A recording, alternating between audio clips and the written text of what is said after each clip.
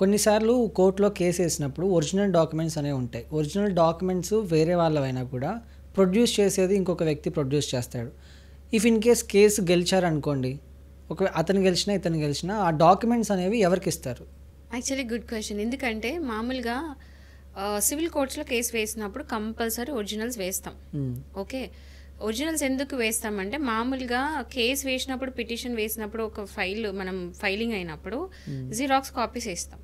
కానీ court proceedings start అయ్యాక we'll have to file original documents. ఎందుకంటే అక్కడ జడ్జ్ అంటే కోర్ట్ మొత్తం కూడా ఒరిజినల్ డాక్యుమెంట్స్ని చూస్తుంది. ఎందుకంటే కొన్నిసార్లు మ్యానిపులేషన్స్ చేసే అవకాశం ఉంది జిరాక్స్వి. సో ఒరిజినల్ ఉండాలి, ఒరిజినల్ అయితే క్లియర్గా అర్థమవుతుందని చెప్పి మ్యాక్సిమం ఒరిజినల్ డాక్యుమెంట్సే వేస్తాం కోర్టులో. సేల్ డీడ్సే కావచ్చు, ఏదైనా సరే, ఏదైనా registered documents, unregistered documents, what ever ఏదైనా సరే అది వేస్తాం. సో కోర్టు మొత్తం ప్రొసీడింగ్స్ అయిపోయిన తర్వాత, వర్డిక్ట్ వచ్చిన తర్వాత, అంటే మొత్తం జడ్జ్మెంట్ పాస్ అయిన తర్వాత ఆ ఒరిజినల్ డాక్యుమెంట్స్ ఇంకా అయిపోయింది, దాని పర్పస్ అయిపోయింది. అయిపోయిన తర్వాత అది ఎవరికి ఇవ్వాలి, కోర్టులో ఎవరైతే వేసిండ్రో వాళ్ళ, ప్రొడ్యూస్ చేసిన వాళ్ళ, లేకపోతే ఆ డాక్యుమెంట్స్కి సంబంధించిన ప్రాపర్టీస్ ఓనరా అనేది ఒక క్వశ్చన్ మార్క్.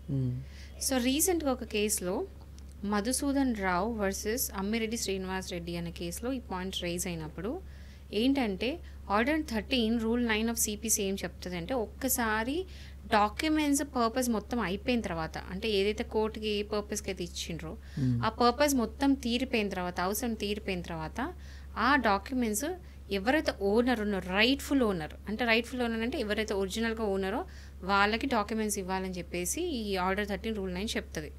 సో దాని ప్రకారము ఓనర్కే ఇవ్వాలి అని చెప్పింది. సో ఇదేంటంటే చాలా మటుకు కొన్నిసార్లు ప్రాపర్టీ ఓనర్స్ కాక వేరే వాళ్ళు కూడా వేస్తారు, మామూలుగా డాక్యుమెంట్స్ వేస్తారు కోర్ట్ ప్రొసీడింగ్స్ కోసం.